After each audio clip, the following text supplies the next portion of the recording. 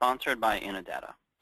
I'm Jeremy Greenfield, Editorial Director of Digital Book World, and I'll be your host. Before we get started, I have a few short announcements to take care of.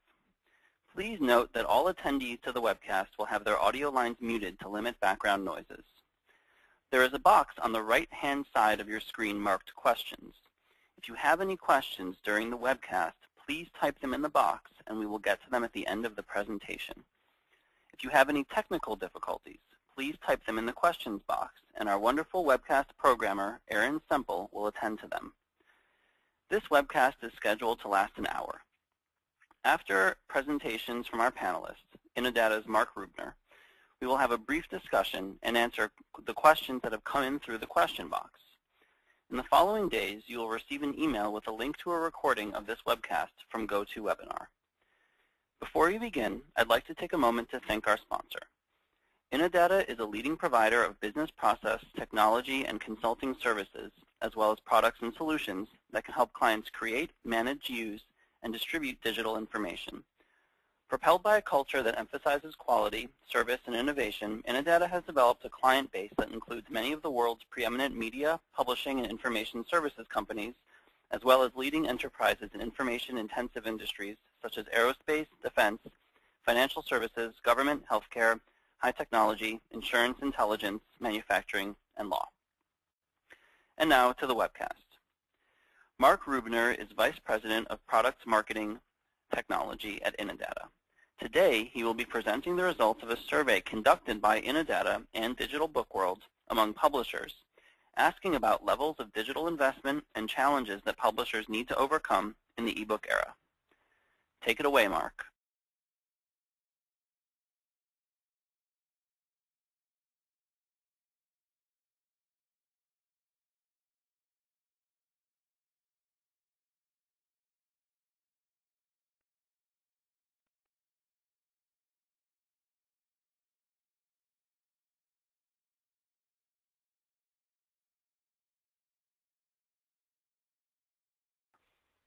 We seem to be having a slight technical difficulty with Mark's line. We'll have him unmuted in just a second.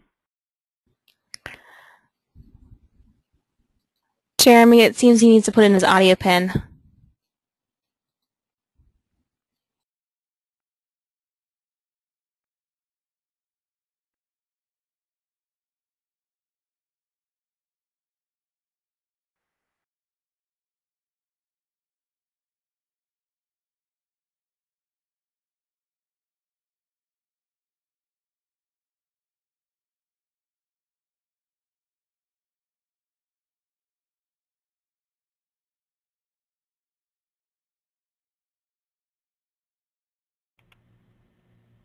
Can you guys hear me now? Okay, great. So digital content, where are publishers investing and what challenges will they need to overcome is the title of the presentation, and the information contained in the presentation is born from a survey that Innodata did along with DBW to get to the heart of some of the key transformations that we believe are happening in the marketplace as a result of rapid digital adoption. So what is rapid digital adoption? Let me tell you a story. And I think if you've traveled at all lately, let's say in the past couple of months, you probably all experienced this, when electronic devices need to be turned off on the airplane, everyone's sort of sitting down, getting ready to wait till we get to 10,000 feet. We get to 10,000 feet, boom, go ahead and resume your electronic devices. When that announcement came on in, let's say, January of 2011, most people are popping up their laptops. So only about a year and a half ago, what you then see is everyone popping up their laptops, a few iPods maybe, but maybe a few Kindles, some e-readers would come up. I was on an airplane only a couple of weeks ago, and I was just sort of, vegging out as the plane was ready to cruise, and iPads everywhere. Not just e-readers, but literally iPads everywhere. And what occurred to me was that this is really the start of the disruptive technology that is the iPad. Now, there are other brands in the market, obviously. Kindle Fire, the new Microsoft Surface pad will make a dent, and others will come along. So it's not necessarily about a brand of tablet, but in a way it is. The iPad is a disruptive technology. 100 million will be in the marketplace by the end of this year. Gartner predicts 300 million will be in place by 2015. And it's disrupted the content consumption behavior of both consumers and professionals. Revenue models will change for publishing corporations. And one of the key points is that content will now be wrapped in technology, in software. And publishing organizations who come to terms with the intersection of technology and content will prosper. So let's talk about some future trends. And I'm going to go ahead and progress the slides here. Content aggregation is one of the key future trends that we see being impacted by rapid digital adoption. A quote from David Koritz at MediaPost points out the fact that news organizations of tomorrow will not represent the monoliths of the past. So there's no cost-effective way for them to be on the scene in every city, town, or village where the next big news story may break. Instead, successful news organizations will become aggregators and editors of content rather than the creators. It's a big shift. So the content creators of yesterday, who were the major news organizations, are going to start yielding audience, reach to the content aggregators, who are simply collecting and curating that information. Platform wars will continue to take place. I just said a plethora of iPads popping up at 10,000 feet. Tomorrow, maybe it won't be iPads. Maybe it'll be half iPads, half Kindles. Maybe Microsoft will make a huge dent in the marketplace with their new Surface Tab. That remains to be seen. But the platform wars are real. And one of the main drivers of the tablet market is the cannibalization of the e-reader. An article on Brafton.com points out that many users who are looking for a mobile reading option have chosen to purchase tablets in recent months as they simply become more affordable and far more capable. And obviously Kindle saw that when they were looking to develop the Fire, and Microsoft is next, and who's going to come after that? The wars will continue. And it's interesting, in the survey, you know, we saw a lot of, we gathered some open-ended comments that I'll share with you on the perspective of executives in the industry relative to tablets. And one of the key challenges they're facing is the lack of standardization in the platforms themselves. Having to create, there's no such thing, in other words, as a standard EPUB file, right? I mean, if you're in this business, you probably experienced that. Every one of the platforms has a different specification, and that makes it even more complicated to do multi-platform publishing. And don't forget that the growing share of information viewed on information viewed is now on tablets and mobile devices. As tablets become more accessible and more people adopt these devices, it's highly probable that publishers will see a growing share of their audience on tablets over time. I think I read a stat that said by the end, I think I've got this right, by the end of 2013, the end of next year, more web viewing will be done on mobile devices than on PCs or laptops. So, moving on. Let's talk about the challenges. So a lot of information there, Mark, a lot of interesting thinking, but what does that mean to me? Your content, the average reader, consumer, or professional is demanding content in real time. They're always on, and they expect it to be just for them. They're getting spoiled. They're able to not only take advantage of the curation of news sources that are being done by the new leaders in this space, but they also are able to curate through Tumblr, through WordPress, through other mechanisms. They're now their own curators of information. So they're starting to compile information that's just for them. Small packaging is another interesting challenge for publishers, moving toward transactional pricing. Some publishers are trying to sell smaller chunks of their content, sort of like, you know, in a very basic way. iTunes, you know, developed the model for selling singles online versus albums online. They expect you're going to be challenged with rapid time to market. Content is no longer standalone. Again, it's wrapped in technology. Devices don't exist in isolation. They're not part and parcel of, they're not done in and of themselves. I call this the day part phenomenon. If you think about a content consumer's day, they consume content on devices depending upon the day part. In the morning, on the train or commuting in, maybe they're looking at their smartphone to consume information because they've got the 3G capability. Then they're in their office. When they get to the office, they're on the laptop. They've got their PC at their desk. Then when they're on the way home, they're back to the smartphone. Taking that long commute home, they're interacting on their Android device or on their iPhone. And then when they're sort of wrapping up for the day, curled up in bed, they're firing up their iPad and their tablet. That's the device they're choosing to consume their content on then. So if it's an oversimplification, but if you think about content consumption, now you have to think about it sort of in a day part mode, the way radio and television advertisers used to think about day parts for radio and TV ads. There will be disruption to the business model, and there will be a need to manage an increasing volume of analytical data. Look, the days of relying on syndicated market research to sell your magazine, to sell your newspaper are over. The plethora of information coming in from online media consumption is mind-numbing. I don't want to get into the whole big data conversation. That's probably another topic for another day. But the next wave of big data for publishers to think about is how to analyze the information coming back from their online consumption. The last point on that chart I think is the most interesting, and I actually would love to sort of talk about this more and take questions here if anyone's so inclined, but delivering similar experiences across platforms, that's not the same as saying I need for my smartphone app to perform exactly the way my web page performs. That doesn't mean that what I see on my iPad has to be exactly the way I've seen it on the web page. What it means is the expectation of quality should be consistent. The execution of quality should be consistent across devices. And I'll give you an example. There is a publisher of information about car buying process, and I won't mention names, whose app is available on the Android for smartphones, and they have the website.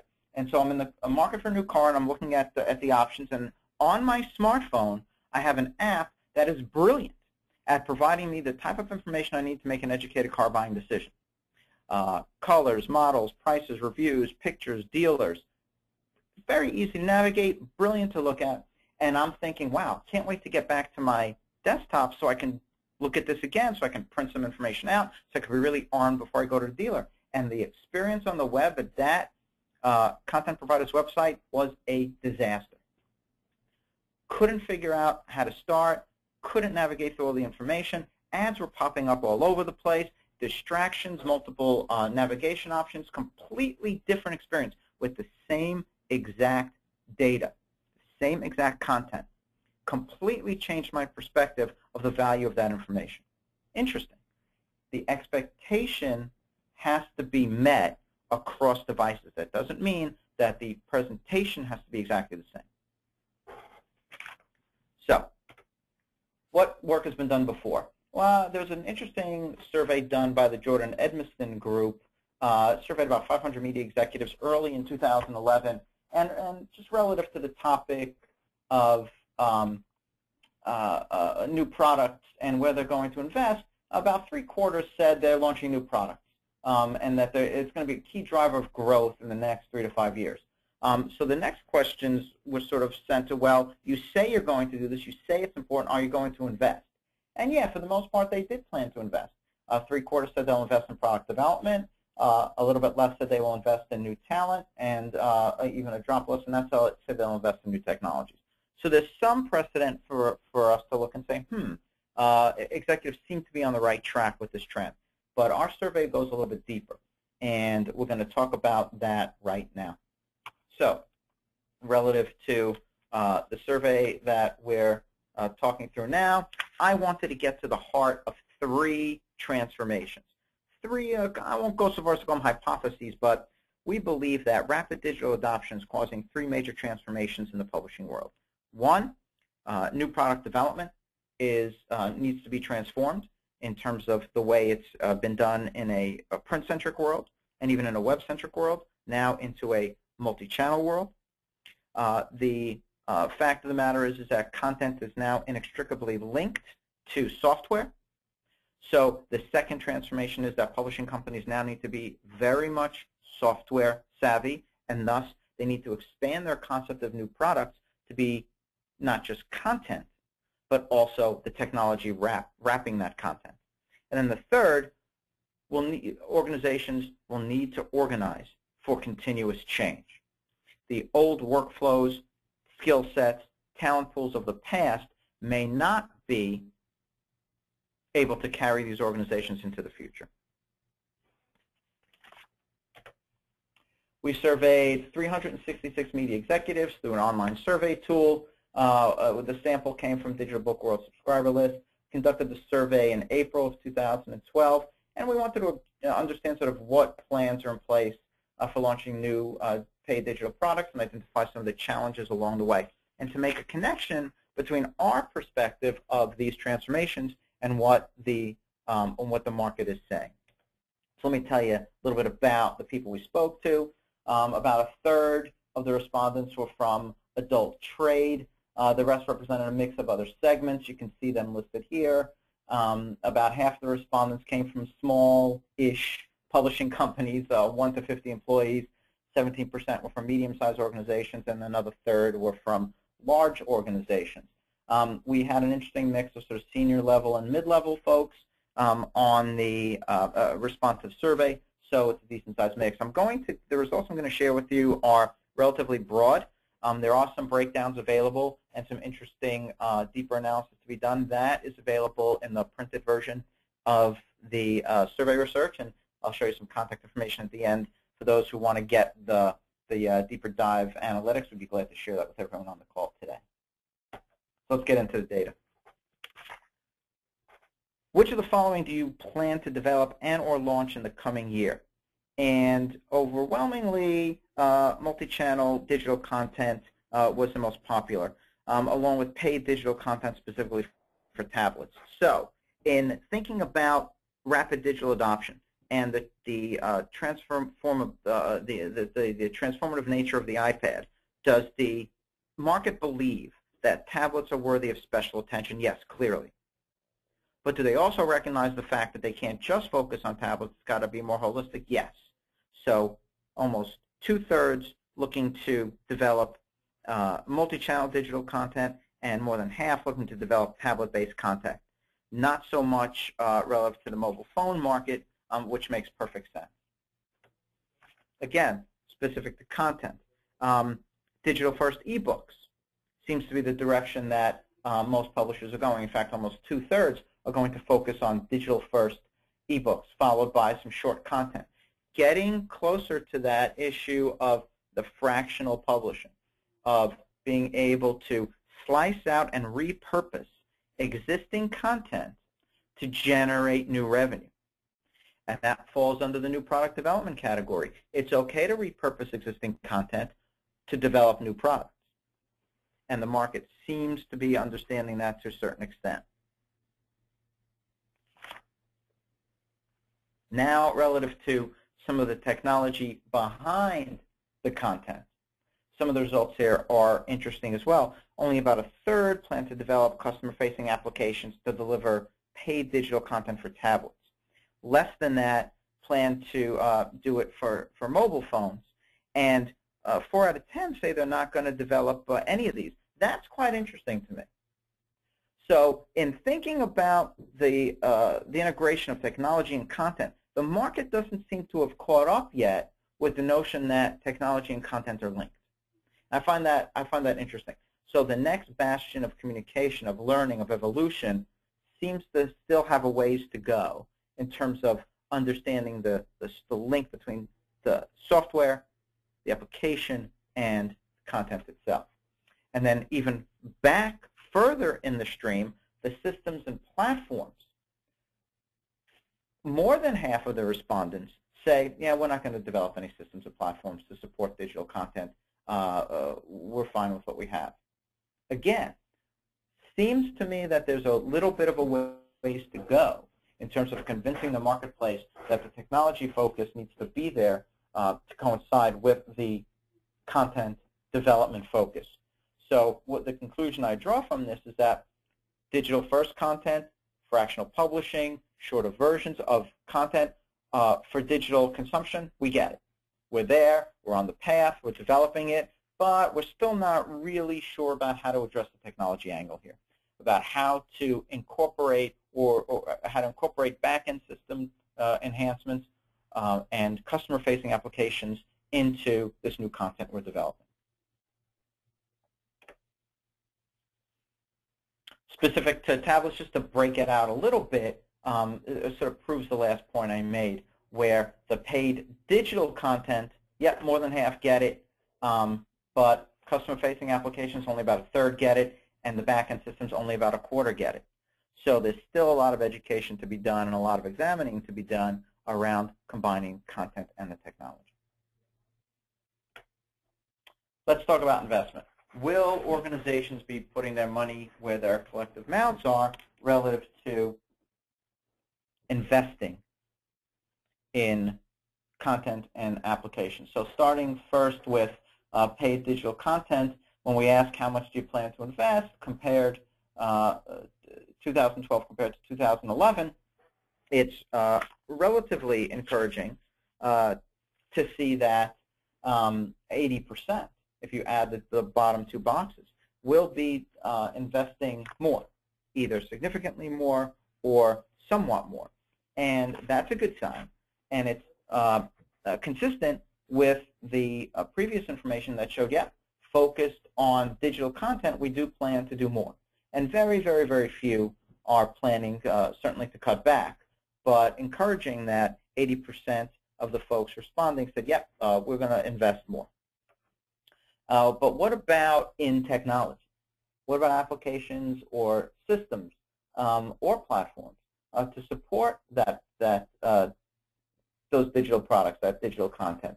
Only 60% say they're going to invest more, and 15% are sort of holding the line. But almost a full quarter of the respondents are planning no incremental investments into technology to support digital content. So does that mean that the assumption is that all I've got to do is create the content, enrich it or convert it just enough to be able to get it on the tablet, to be able to get it on the phone? I'm not too worried about the application, not too worried about my back-end systems. I'm really focused on the content itself. And maybe that's a perfectly appropriate evolution of the process. But it's interesting, I think, to note that there is a lag between the understanding of the need to develop and invest in digital content versus the need to invest and develop on the technology side as well. So where are these investments likely to be made? So in an open-ended fashion, we asked folks to tell us what types of investments or what types of applications you're likely to invest in, and mobile apps was the most popular. That came up first and most frequently on the list. They also talked about XML content management systems, content management systems, digital rights management systems. So all of the right, and from my perspective anyway, all of the right topics seem to be coming up. But what's interesting is the most of those who are looking to invest, the most popular or the most common investment is going to be made on the mobile app side, which is the customer-facing side. So again, it's somewhat encouraging if you dig a little bit down into numbers that those who are understanding that link and are willing to make those investments are focusing on the customer-facing end of it. Now it presents a challenge, right? The next question should be, well, if I've got my content ready for digital and I've got my customer-facing applications, do I have the back-end systems to support my workflow? Do I have the back-end systems to support the efficient generation and delivery of this content? And if you look at the order of thinking, that seems to be the last thing folks are thinking of along the way.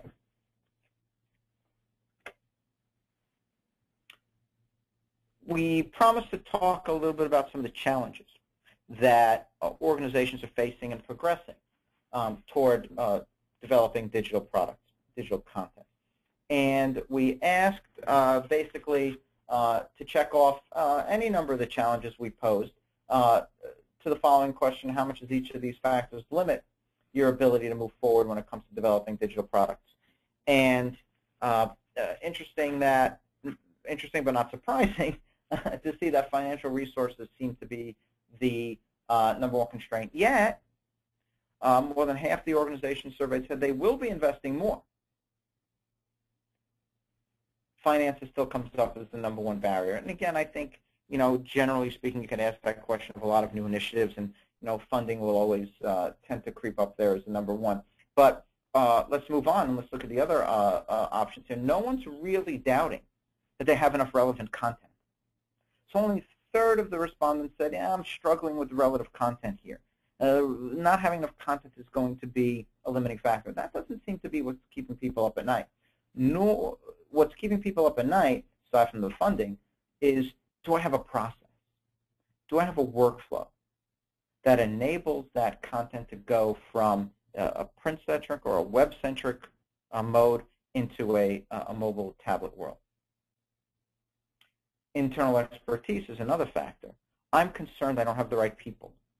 I'm concerned that my organization is chock full of really smart, progressive, print production knowledgeable resources. Do I have enough expertise in-house to get me to the digital domain?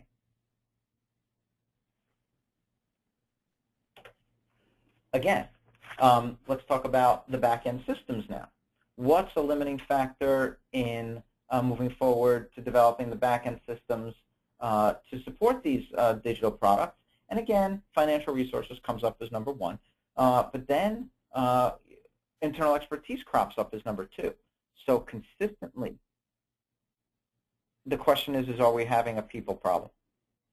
Yeah, do we have enough internal expertise to develop the right systems, content, and workflow in order to get us digital? Well, no one's too concerned about having the right resources to get the content developed, but the technology aspect of it and the delivery aspect of it is where organizations or seem to be concerned. Now, where's the opportunity?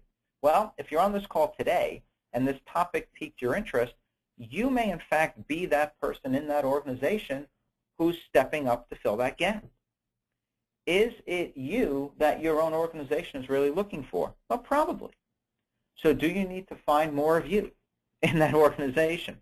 Or if you're one of those folks who was born and bred in this industry and came up through a print-centric model, are you confident in your ability to transition your expertise into developing quality digital products, quality back-end systems to support digital products?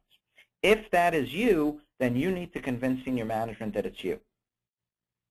Senior management may already have the people they need, they just don't know it. And the fact that you're on this webinar and you're a DBW subscriber probably says that you are the right person, that you're already in that role. But it doesn't necessarily mean that every organization is caught up. Talk about future plans for building organizations.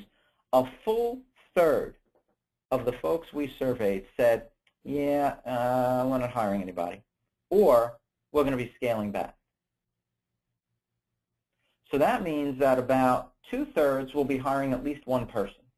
And as this chart shows, it's going to be 1 to 2 people for the most part.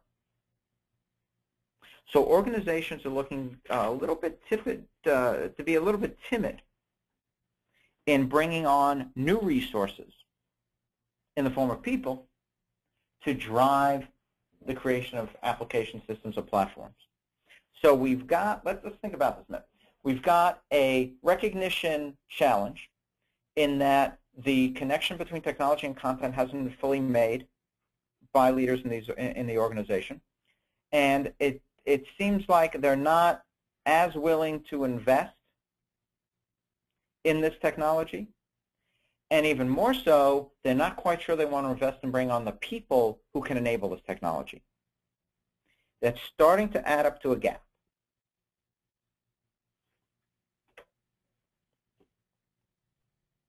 So how do you close that gap? Well, maybe we need to look at third parties. And we may need to close the gap that, that we either can't afford to hire in or don't have on staff with third parties. And it looks like there presents another opportunity. Is your organization looking correctly at third parties to help close that gap while all along they have the right people on board but just don't know it? Or are the right people on board really in a good position now to manage those third parties, leverage their expertise, leverage their scale in order to drive successful technology implementations around digital content? I think those two things within an organization need to be examined. If the right resources are already there, management doesn't know it, that's one thing. But if management is willing to look outside, even for developing digital content, not just for applications and technology, but even for developing the content itself, who will they look to manage those third parties? I don't have an answer for that.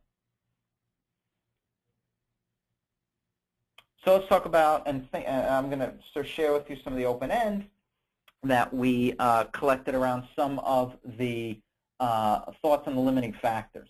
And we talked about people and we talked about systems. A couple of quotes that I thought were interesting. Look, it's not a core competency, so we'll work with outside vendors. Legacy employees with tenure who show little or no interest in non-print in any form.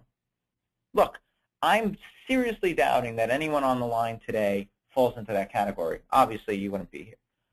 But note that organizations may be wrestling with making that transition organizationally. Creates an opportunity for folks who have expertise in the digital content development domain, for sure.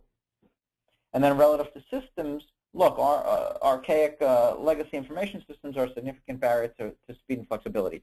I saw that quote in a couple different ways across the board in this survey. They recognize the fact that their systems are old, but that hasn't translated into a desire to invest in it. Again, is that where third parties come in? And then is that where the management of those third parties creates an opportunity for folks who understand digital content development and delivery? Worse, and the most heartbreaking thing that I'm seeing as a result of the survey is there's still too much waiting around. There's still a little bit of wait and see. I was sort of stunned. I only picked a couple of quotes out, but I was sort of stunned that there are folks who were just sort of watching. I'm watching, I'm waiting, I'm seeing. You know, I'm in education, and I'm waiting to see if K-12 markets pick up on mobile-based content. You know, some companies are aggressive, but some are still dragging the heels. Hey, listen, I'm concerned here. Nothing is more damaging than the status quo. The status quo will cause more business disruption than anything organizations experience today. Standing around and waiting is just you're just waiting to get run over. And I'm using hyperbole here for dramatic effect, but this was probably the most disappointing couple of quotes I read in the whole survey. I hope that organizations really aren't sitting around and waiting to see if, in fact, this transformation is real. If, in fact, 300 million iPads is just a fad. 300 million iPads is the population of the United States. If every single person, man, woman, child, owned an iPad, it's 300 million people. It's not a fad. It's not a phase. And I think more sort of pragmatically, look, we're waiting for standards. There are, you know, iPad, Kindle, Android, Kobo, smartphone, tablet, Windows 8.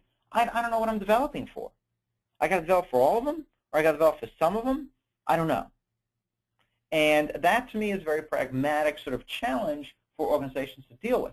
What that says is that the real prudent strategy is a multi-channel strategy, one driven by a need not to do or have separate efforts for each platform, but a method by which organizations prioritize and select the right platforms to focus on, repurpose content across platforms, and repurpose as much technology as possible. Or, going back to the third-party mode, leveraging third parties who can simply do it all and take the risk and the stress out of the organization's hands and put it into the hands of folks who simply are are more tied to the detailed specifications of the platform. And yes, I know that sounds like a plug for third parties like Innodata. I don't mean it to be that way, but it is certainly something to think about, particularly since organizations are looking at third parties anyway. So let's come back to the key objectives here, and let's take a look and see if, in fact, we sort of got to the heart of the transformation. New product development. Our supposition was that, hey, new product development process is going to change. It's going to be different, and it is different in the digital world than it was in the print world. And yes, I think organizations understand that. New products are being, new content anyway, is being funded and planned for, and digital first is certainly gaining momentum. Are organizations really ready to incorporate software technology into their content creation? I don't think so. I don't think there's enough focus on the technology. I think too few are planning to invest in platforms and systems to support the digital content. I think that's going to be a gap in organizations that they'll need to close very quickly. And are organizations ready to make the changes needed to thrive in the digital world? And most organizations seem to be struggling with their confidence in their internal expertise and their internal resources. Many organizations will hire at least one person to support digital products. Sure, I guess that's the positive way to say it. The glass half empty way to say it is that a full third aren't going to budge on it. They're going to deal with the existing resources they have, and most will seek help from third parties, which presents an opportunity for folks who are digital savvy, thinking digital first, to manage these third parties and help and leverage their ability to guide them through multi-channel publishing. So, as I promised, that's me. The state of New Jersey offered to let me use my mugshot for this picture. Sorry about that. I can be reached at the email address there, at the phone number there. Check out our website, of course, but please feel free to continue this conversation with me, to request additional information from me. After the webinar, I'll be glad to provide any information I can. We do, in fact, have a set of white papers and other information that build upon the themes in the survey, as well as the survey document itself. That's actually still being produced, so give me a few days. I will acknowledge your email, and it may just take a couple of days to get the document out to you, but it is in production. So that's it for the survey results. As I had my monologue prepared, I would ask Jeremy and Aaron to open up the line for questions, and I'll do my best to answer them. Thanks, Mark. That was really great. Very interesting stuff. Very appreciated. Before we get into the hardcore questions, just a couple of little questions coming in. Can you just go back to the slide that discusses what parts of the publishing industry were included in the survey? And while you're getting there, I think the question is about what segments of the publishing industry does the survey cover, and how many total respondents? And did you do a geographical breakdown? Because the question here is this a U.S.-only survey? Before Mark gets there, I can tell you that much of our list is U.S., although we have a very, very large international contingent, so that's probably what it would be dependent on. But Mark, what's the answer to those questions? Yes, a very small smattering international, less than 1%. The survey, we got 366 responses out of 13,000 subscribers. Let's see. Here is the rough breakdown of the audience from a segment perspective. Again, about a third came from the adult trade market, and the rest were really very well scattered. Children's, academia, K-12, and STM were the most represented of the remaining 69%. but in the written survey, I'll have all of the detail for you in the back of that in terms of the profile. We did attempt to break out a couple of segments when we first looked at the data, but the numbers weren't big enough to do any more significant breakout. So from a statistical capability, I was a little loath to try to break out any one segment. But let me take a look back and see if, in fact, it warrants doing that. It looks like you could probably break out adult trade. Probably could, yeah. So here's another just house cleaning type question, and I believe the answer is 2015. But what year was it forecast that there'd be 300 million iPads? Right, 2015. So by I think the Gartner report's been out there. It's all over the place. You can Google it and find the Gartner report. And that number, believe it or not, I think Gartner put that number out in, I want to say January, February of this year, and already there are some estimates, I think eMarketer is one, that had that number doubling. I mean, I've seen some crazy numbers, to almost 600 million. So I've seen some bizarre numbers after Gartner put their number out that have really exploded. So there's some discrepancy out there in the market, but I think that's the minimum. Well, you know, these prognosticators are, you know, they're not often exactly correct, but I think that the larger message is that, you know, the adoption for iPads is accelerating, and the adoption for tablets like the iPad is happening faster than, say, for smartphones. All right, we have a lot of really great questions here, so I'm going to try to get to as many of them as I possibly can, and I'm going to forward the ones that we don't get to in the talk onto Mark so he can answer them independently. So here's a question that I really like. It's short and sweet. Can third parties be digital new media companies? And if Mark, if you want some clarity on that, I'm happy to give some. Define digital new media company. So I think the question is, you know, companies that aren't as their core business publishers, can they be digital new media companies? Yes, and I'm getting a confirmation that that's the question. Okay. So so can they be? Yes, absolutely. Now let me. When the survey asked, will you be getting help from third parties? We did not ask any more definition of what kind of third parties or in what area. So can those organizations be a guy in a garage who's churning out blog posts? Maybe. Can that be a company like Innodata who specializes in you know, print to digital workflow platforms and provide solutions across the digital lifecycle chain? Probably all of the above. So without sort of any further clarification, the question was asked in a broad context, and I don't have the detail on to break that down any further, unfortunately. But let me turn the question around a little bit to make a point about non-publishing enterprises who are also content heavy. So we're talking about, and the audience here is largely a book publishing audience. But there's another segment out there that we call enterprise content developers who are facing the same exact challenges, with the big difference being that their content is not the commodity for sale. The content they develop is in support of their core product. Maybe it's a software product or a hardware product or insurance policy or a pharmaceutical drug or a manufactured product, and they are document heavy. Quick story. A drug takes 10 years to come to market. It costs $1 billion. 10% of drugs make it to market. 1 million documents are developed for every drug from the clinical stage trial through to market. 1 million documents are developed. That's a document-heavy organization.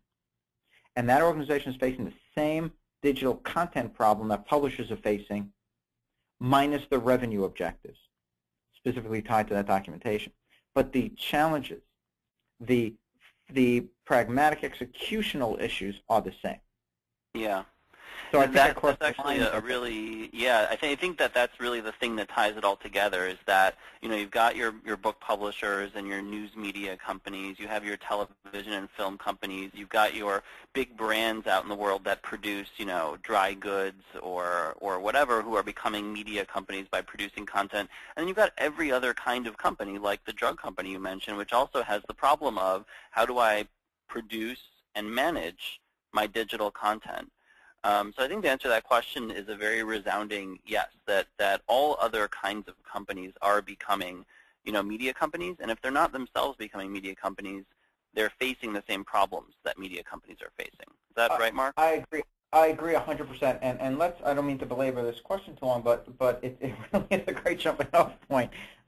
There is the notion that, and I read this statistic, this one blew me away, 75% of the information on the web about your product is likely to be originated from someone outside of your organization. So if I'm staring right now at a oatmeal raisin cookie that I got with my lunch that I'm dying to eat after this presentation. And the maker of that oatmeal raisin cookie, 75% of the information about that cookie was not put out there by the organization that baked that cookie. Yet, 80%, yet the organization is responsible for 80% of the content. So what does that mean? A wide variety of information out there is flying about your product. Yet you had no control over its conception, but you were still responsible for its content. How do you manage that? Yeah, well, it's a problem. Well, let's move on to some more questions because there's a lot of really interesting stuff here that I'd like to cover. And I just want to say, everyone that's sending in questions, there's just no way we're going to get to all of them, unfortunately, but we will pass them on to Mark. You have Mark's email, and I believe he will be receptive to talking offline. So let's get on to the next one. We talked a little bit in this presentation about technologies that publishing companies may or may not invest in, and we talked about going direct to the consumer.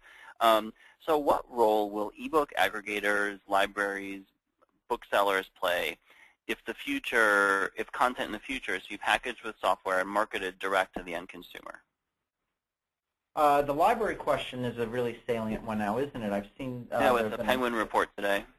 Right, and even in the consumer press, there's a ton of news floating around about sort of now it's time for libraries to start getting into the ebook lending business, right? And the struggles and rights management therein is enormous, and organizations typically still wrestling with it. I think if I get the focus of the question, the customer-facing or publishing organizations need to take control of the customer-facing technology. There is I see challenges in leaving that technology up to the platform providers. And it speaks to my thesis of of publishers simply now needing to be in the software business. I'm having a hard time distinguishing between the importance of the content and the importance of the application. Now, I know that's blasphemy. I don't mean to say that they're on equal footing, period. But I do believe that organizations who leave that technology up to the platform providers are going to have more disjointed workflows, less efficient workflows, and thus harder new product development life cycles. So let's take a different tack for a second and go back to where it all starts. Actually, there's one house cleaning question I'd like to address here. If one wants to attribute this data, I believe what we're going with is a survey, an Innodata survey conducted by Digital Book World. Is that correct, Mark? Perfect.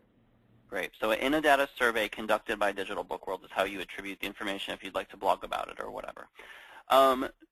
So let's go back to the author, where all the content creation really starts. So this question is, what about educating the content providers, like authors? How do we get them to think about their content digitally, especially if we have older writers that still prefer Word docs? And I think this is at its heart, a process question. It's interesting. Let's think of the journal model for a minute, right? And so this may help actually with that demographic you just mentioned. If you think about the journals are typically a collection of disjointed articles. Sometimes they're not. Sometimes they're joined by a theme. But journals, scientific journals, educational journals, technical journals, are a collection of, let's say, for argument's sake, disparate articles. The notion of each of those authors worrying about what the other author is doing is non-existent, right? They're going about their business. Editors are in charge of that. So the model I would use to express to some of the sort of old school authors is, look, think of what you're doing in terms of separate thoughts. Can each of the themes you're presenting be broken out and stand on its own? Like journal articles can be broken out and sold on their own. And more journal publishers are looking at fractional publishing and single individual publishing for individuals to consume as a business model. So I've said a lot there, and as I'm talking, I'm realizing I may be mixing things up. So let me make it very clear. If you're giving advice to authors on how to repurpose content, develop content to be used in smaller chunks to take advantage of digital platforms, think about instructing them as follows. Can your content be broken out into themes? Can each of these, of course it can, because that's sort of natural. And can these themes stand on their own? Write as you would normally write, and then take a look back and say, can any of these thoughts be broken out and stand on their own? If they can, then you've got a winner. If they can't, you're going to struggle to market, you're going to struggle to repurpose, you're going to struggle to increase revenue opportunities with that content. Great. Let's move on to another question. This question I'm not exactly sure I quite understand, but let's see if we can figure it out. Care to talk about models for sharing content and data between publishers and other content providers? Any anecdotes you might have would be helpful. In other words, either crowdsourcing or freelance correspondence. I think what the question is about is do you really know of any ways in which the publishers themselves who are trying to figure this out are sharing information or trying to work on it together as a group? Unfortunately, I don't have. I'm going to give a bad answer here. I don't have any examples that come to mind, unfortunately. My bad. But I'm not going to be very helpful with that. But if that question is sent to me, I certainly have some resources to track down some thoughts, and will follow up. Sure. I mean, I can also say that there are industry groups that are dedicated towards these things, like the Book Industry Study Group is a great example. I mean, the Book Industry Study Group pretty much exists to tackle questions about process, about technology, about standards, between publishers. And for those of you who are listening who might be concerned about, collusion or meetings happening in fancy New York restaurants that are inappropriate, the publishers are legally allowed to discuss between themselves issues such as these in technology. And of course, all the organizations that help them do that are very careful to make sure that no antitrust laws are being breached. Here's another question. You mentioned that digital rights management is a concern. Can you speak to some of the specific issues publishers are concerned with, particularly as they're tackling multi-channel distribution and fractional publishing, and this is in the context of digital rights management? Yeah, I think there are two key areas that come to mind, and there's a lot of detail behind it. It's definitely worthy of an hour onto its own, obviously, but the first is global rights distribution. There are whole trade shows like the Frankfurt Book Fair where 150,000 people meet in order to sort those things out. From a global publishing perspective, I think that's a digital rights nightmare. It's very similar to some of the challenges faced in the music business with the advent of file sharing, but times 100. The book industry is much further along in its rights management thinking than the music industry was, so there's an advantage there. But the global aspect of managing digital rights is a nightmare. And again, it's worthy of a separate conversation because there's a lot of detail behind that, and there's a lot of thinking going on in terms of how to manage that across. But even the platform providers are struggling with it.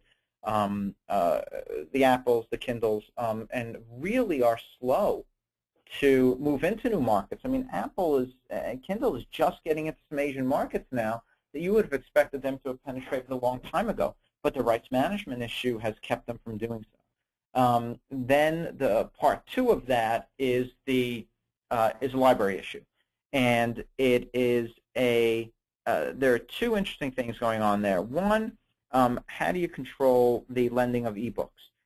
It's a rights management issue, it is a technology issue, and it's a business model issue.